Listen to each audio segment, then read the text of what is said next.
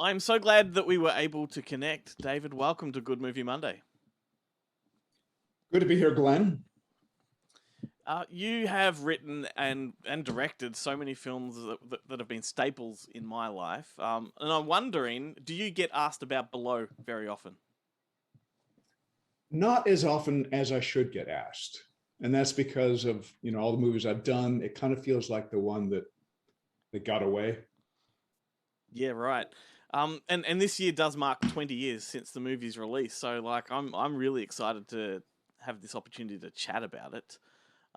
Yeah, And kind of unbelievable, to tell the truth. Go ahead with the questions. I mean, like no, either one of us can weigh in. You start. okay, well, I mean, I had seen it several times back when it was released, but I watched it again recently in preparation for this conversation, and I was taken back by how well it stands up. Like, I enjoyed it more than I did now. What does this film mean to you, and like, where does it stand in your overall catalog of titles?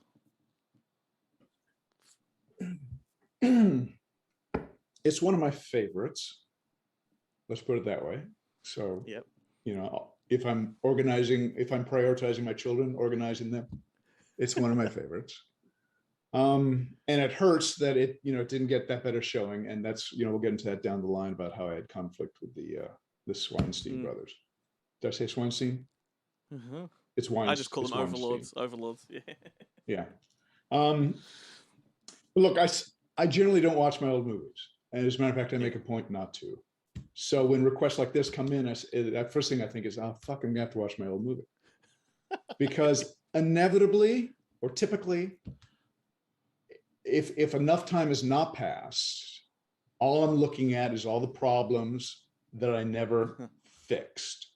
So those problematic shots, or the actor's performance, or the camera move that bounced, all those things that bedeviled me on the day, and I was trying to fix in post and maybe never got fixed in post, still aggravate me. And so I'm just sitting there kind of stewing about why I couldn't fucking get that right. So it's a curse. It's really a curse to sometimes watch your old movies. But however, 20 years seems to be enough time now where I can watch it, and I watched it last night, Below, where I could sit back, as for the most part, as an audience member, and just say, oh, that was pretty cool.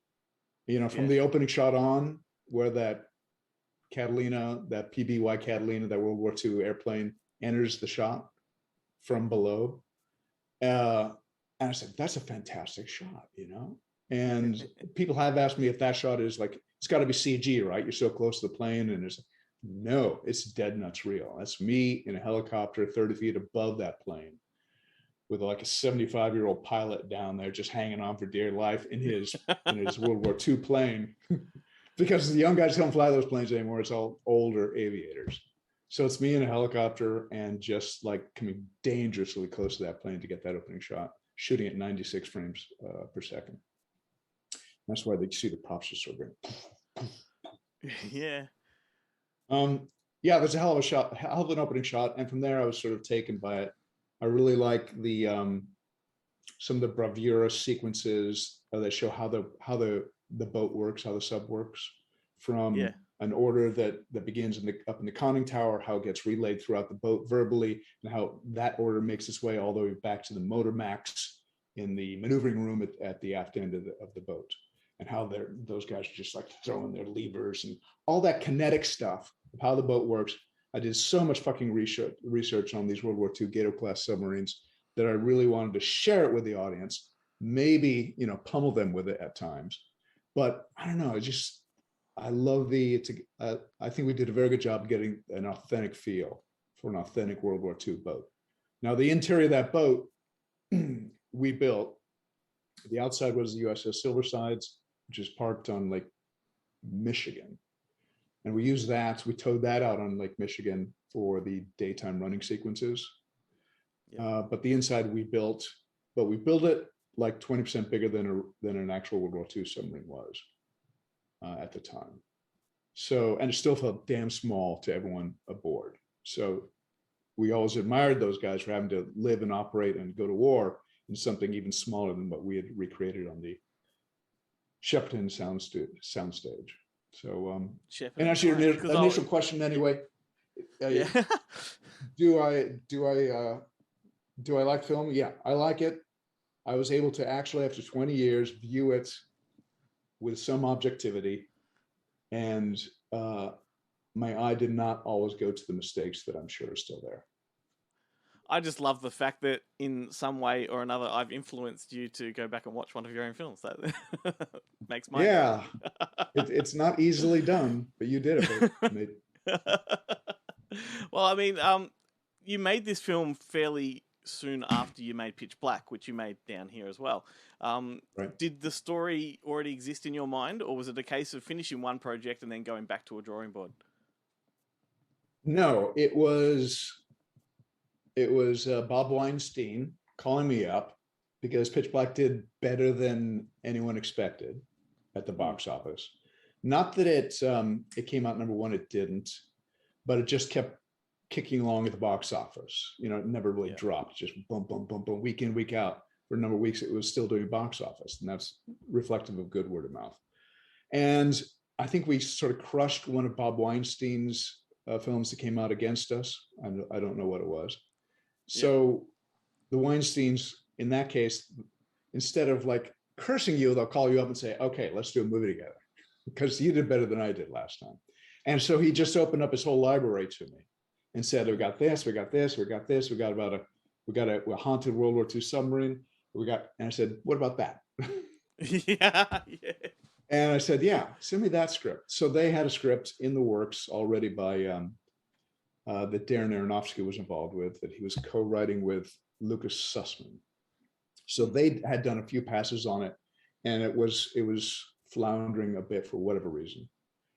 And Darren had seen Pitch Black himself, liked it a lot, so he agreed to sort of turn it over the script writing duties to me at that point.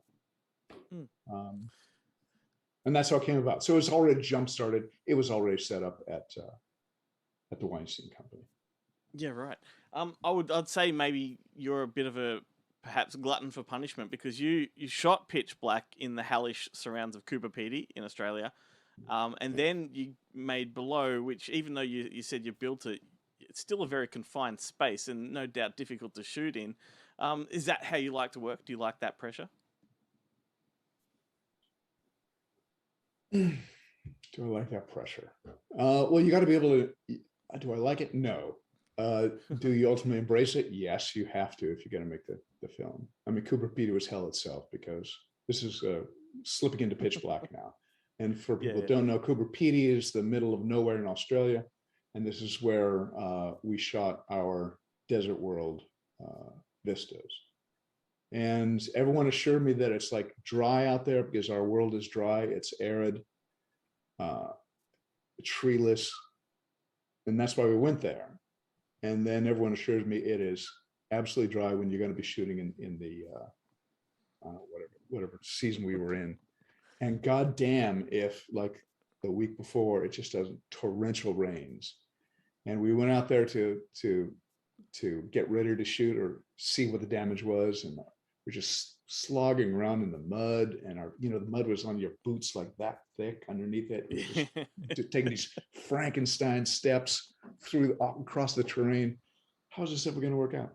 So I don't know. We because of that rain, Pitch Black got off to a very slow start. I was 1 week behind after 2 weeks of production, and there was talk about people firing me, and but it is what it is. So do I like that kind of pressure? Hell no. But look, Below was a very different experience because I got to film not just inside that claustrophobic environment of the submarine, but I got to build the exterior of the submarine on the 007 soundstage at Shepperton Studios, which is, for people who don't know, was originally built as a submarine soundstage for the movie The Spy Who Loved Me, right? So by the time you're on these august stages, these huge august stages where with all this history and all this room, and you bring up the weather machines, you're making a storm on the stage, and that's just fantastic stuff, just fantastic. And also I get to tow a real submarine, World War II submarine, the Silver Sides, on across Lake Michigan, with 3 tugboats in front of us. And it's the first time that boat had floated in 50 years, and they weren't even sure it could float. There's a museum boat docked at the side of Lake Michigan. So we said, our proposal to them was, let's go out and see if we can float it and run it around a bit. Not under its own power. The engines, I don't think, are aboard that ship, but under tow. And they reluctantly agreed. And so, I mean, to stand on that platform, on that moving platform, across Lake Michigan, which is so vast that you don't see shore.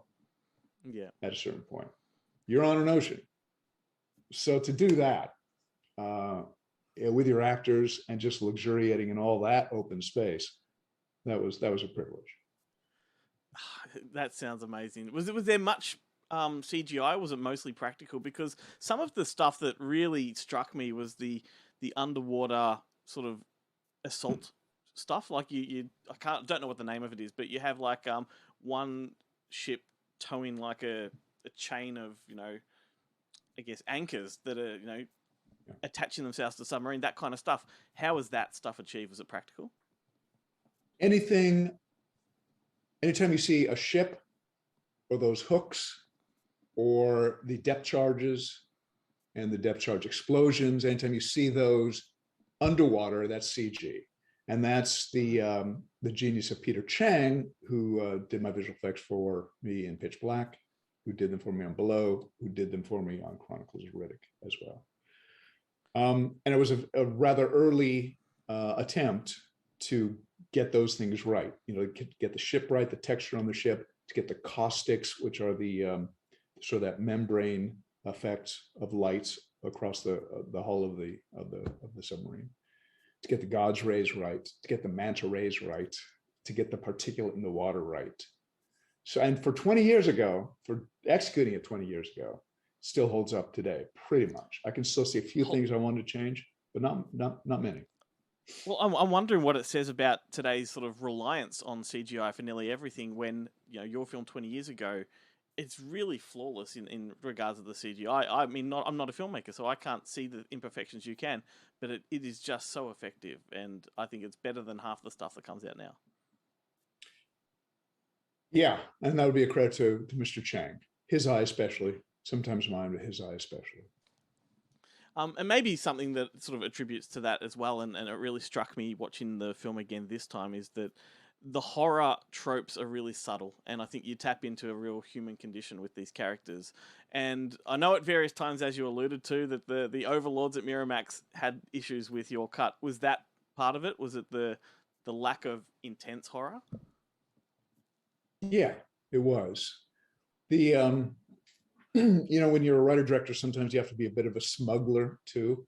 And I was always interested in the sort of the whodunit side of the story, the mystery side of the story, that DNA, as opposed to the horror DNA, which is there, it's baked in, it's a ghost story, but I didn't want it to be a jump movie. And they're very much about putting jumps into the movie.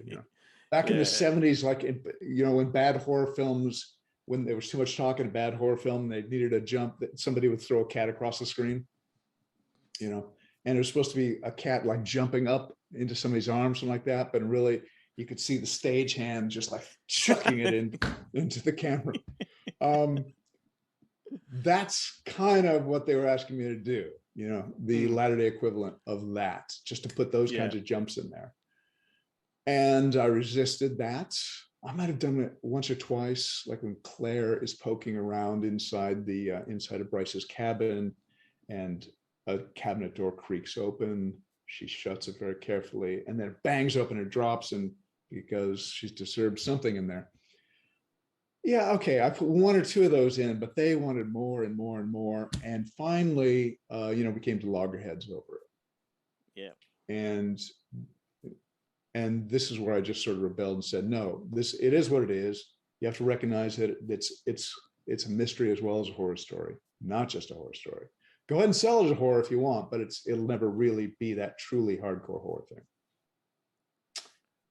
A story about like Pitch Black was about courage and lack thereof, as much as anything else, more the human condition. And I thought that's what would elevate the piece. And I thought that's what Dimension, that arm of the Weinstein Company of Miramax, needed at the time. You know, some elevated horror rather than just in your face horror. But they thought differently. And so, you know, we came to Loggerheads. And the thing about the Weinsteins is they'll take their animus against you, they'll take it out on the movie that they just spent $35-40 million on. Yeah. And they'll say, you know, because you're not playing ball with us, we're going to release it on 200 screens instead of 1,200 screens. Yeah. There you go. That's how they control you. Totally. So, or that's how they tried to control you back in the day. I think they're doing less of that now. I mean, it takes a lot of resolve to stand up like that to them. Not a lot of filmmakers, I imagine, would. Did it rattle you at the time? Yeah, I remember getting off the phone one time because they were just screaming matches, right? Yeah. They were just screaming matches at times. You know, at times there were very cordial conversations, but at times there were screaming matches. And after one screaming match in the editing room, I remember turning to my editor and saying, well, I called everybody and said, you should prepare yourself for continuing on the film without the writer-director, because I just had a rude fucking conversation with Bob Weinstein. Yeah. Oh, God. But ultimately, you know, they don't fire the directors because they want to be able to hire the next director, and they don't want that on their rap sheet. Totally. My goodness. I hope this conversation does encourage a lot of people to go and find the movie. It's on various streaming platforms here in Australia. I'm sure it is as well in the States. And for the benefit of people that are listening that don't know, I'm going to just reel off some of the cast because it's pretty impressive. You've got Bruce Greenwood in there, Olivia Williams, Matthew Davis, Dexter Fletcher, who's probably bigger down here than he is in the States. And you have a pre-Hangover Zach Galifianakis as a serious kind of superstitious character. He was what? Yeah. He was a stand-up comedian and sitcom star at the time, if I'm not mistaken. Why did you cast him? I have no idea why I cast Zach. I remember that we were looking at a lot of people, and I remember his audition came in, and the whole time that he was spouting, it came in on a videotape because he was back east and I was in Los Angeles, I guess. And the whole time he was just like eating an orange while he was making these contemplative, doing his contemplative monologue. And I don't know, there's something that odd about him. The character's name is Weird Wally. And there was something weird about this guy. And so we just pulled the trigger on him. He was very nervous on this set. You know, today he comports himself in a very sort of self-confident, even smug way, which is a character he plays. But back then he was really nervous on the set. He was fumbling his lines and just like, you had to go real slow and easy with him. I also remember that he was doing stand-up comedy. He was trying to do stand-up in London while we were there, and we heard about it. We said, "Dude, are you going out at night? Because we'll all come. You know, we'll laugh it up for you." He goes, "No, don't come. Please don't come. Because why not? Well, I'm gonna bomb." It's like, you know, they don't know my kind of humor. They don't get me. So I'm going there planning to bomb, and I don't need you guys there. So he was very sensitive about that. So he was sneaking out at night doing stand-up in London. That's hilarious. I was shocked that he looks exactly the same 20 years ago as he does now. yeah, it does. And before we do wrap this up, the cast, like as well, Bruce Greenwood, what a fantastic, I guess you'd call him a lead, because he wasn't A-list at the time, but he's very recognizable and identifiable to an audience. Like, was it a deliberate effort to put sort of someone like him who's not necessarily a headline on a poster? I think it adds more credibility to the story. No, we were just looking for good actors. Bruce had a little heat at the time because he was coming off his portrayal of JFK in 13 Days. Yeah. Thank you. Yeah. And So he was really there on the cusp, on the cusp. Yeah. He was great to work with. Holt McElhaney, who plays Lieutenant Loomis, love him. Used Holt 2.5 times now. Olivia was a dream to work with. You know, one of the reasons that it's so pleasant to think about Below is that the cast made it so easy and they were so eager. You know, a lot of times when you're shooting a movie, it's like, okay, we're ready for the actors. Let's call them. And, 30 minutes later, they'll show up on set. Sometimes that happens. And it's like you lose so much time just sort of waiting. By the time they disappear to their trailer and take the calls and talk to their agents and talk to the publicists, it's like sometimes it's hard to get the actors back. But in this case, all of them, they didn't want to spend time in trailers. They wanted to spend time hanging out on the set or just outside, like the submarine set. And they were together having chess tournaments, like right there. So once I set the shot inside, it was lit. I just step outside the submarine set. I see them right there. And I go, Bruce, Matt, Dexter, ready for you. And they're there on set within 30 seconds. So, director's dream. Should they all be like that? And who would think that Dexter Fletcher would become, one of the top directors in Hollywood, Had no idea that was going to happen.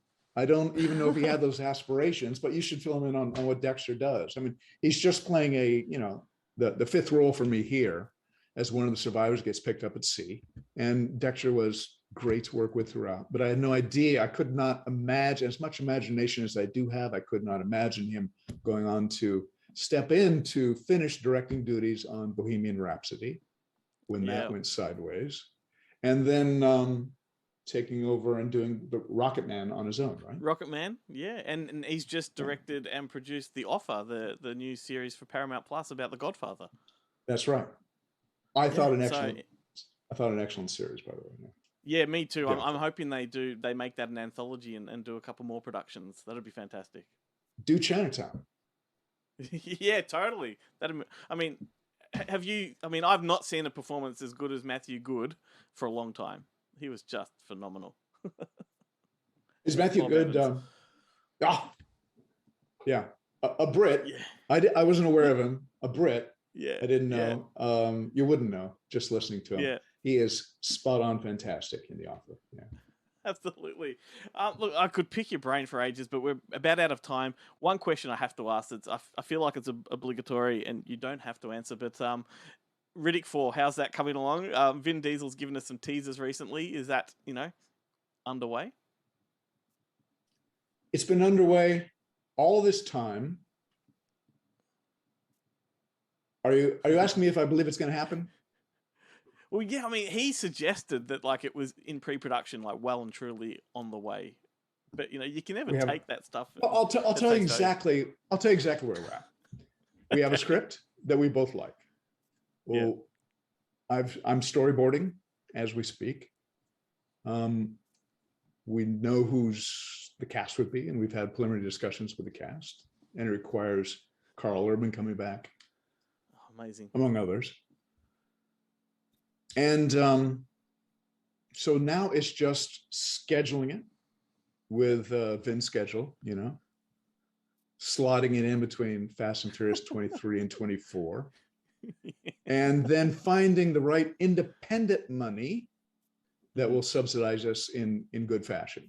So whatever that amount is, finding the independent money. So because we want to do it independently, like we did the last one, but for a bigger budget than we did last time, perhaps even twice the budget that we used last time. But not to take studio money, because with studio money comes studio input. So we aren't looking for that. We're looking for the studio to release the movie, what they do best, some would say, but not necessarily develop it, because we don't need anybody to help us develop that project anymore. We know it better than anyone. So it's just a matter of, ticking those last few boxes, and I think we'll be shooting it. Oh, I do hope so. I think it's to have a sci-fi franchise that isn't Marvel, DC, or Star Wars is important, and it's exciting. So I adore the series. I hope you get to shoot the new one in Australia again. That'd be fantastic too. there's been some talk of doing just that. There's been some talk of Awesome. shooting it in Australia. Yeah, like we did Pitch Black. Yeah. Yeah, fantastic. Well, thank you so much for making time for our show. Like I've been after you for a long time for a chat, so I'm so glad we were able to make it work. It's like talking to a childhood hero. So thank you so much for all the films you've made. They're very important to me and the guys on the show. So all the best and thank you. Thank you, Glenn. Maybe I'll see you in Australia next year. We have contact. Starboard beam, 11 miles out, sir. Stand by to board survivors. Next man, let's go. Next man. We got 3 survivors. One's a woman. Try not to fraternize with the men. Some of them get a little strange. Strange isn't superstitious. Isn't strange. Best looking bad luck I ever saw. In the midst of war, the crew of a U.S. submarine Hey, you're oversteering. Just getting some resistance, sir. is about to cross the line.